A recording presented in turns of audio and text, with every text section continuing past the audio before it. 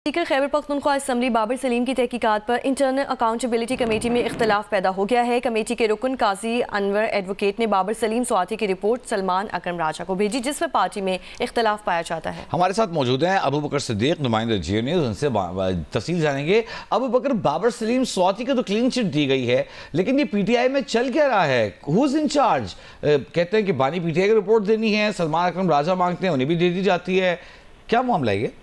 देखिए वजी, अब बेसिकली जो इख्तिलाफात थे पाकिस्तान तहरीक इंसाफ में, तो अब ये कमेटी जो बनी है बानी पीटीआई ने जिसको बनाया है, तो अब ये भी इख्तिलाफात की जिद में आ गई। और जो बाबर सलीम स्वाति है, स्पीकर खैबर पख्तूनख्वा असम्बली, तो उन पर करप्शन के इल्जाम लगाए गए थे, जिसकी तहकीकात जो है वो ये कमेटी कर रही थी। लेकिन इस कमेटी के जो एक रुकन है काजी अनवर एडवोकेट, तो वो जो है वो ये समझते कि ये जो इल्जाम लगे हैं बाबर सलीम स्वाति पर, तो ये मनगढ़ंत है। लेकिन इसी कमेटी के दूसरे रुकन है मुसद्दिक अब्बासी साहब, तो वो ये समझते हैं, वो जो काजी अनवर साहब से इख्तिलाफ रखते हैं इस मामले पे।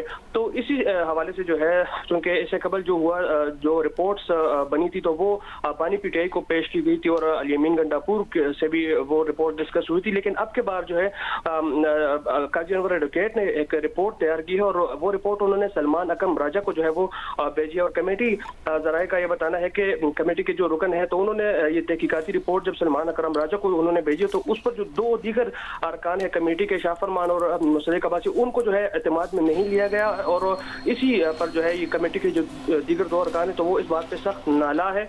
और उन्होंने जो है राब्ता भी इसी सिलसिले में काजी अनवर से किया है और तशवीश का इजहार किया है। बहुत शुक्रिया अबू बकर सिद्दीक।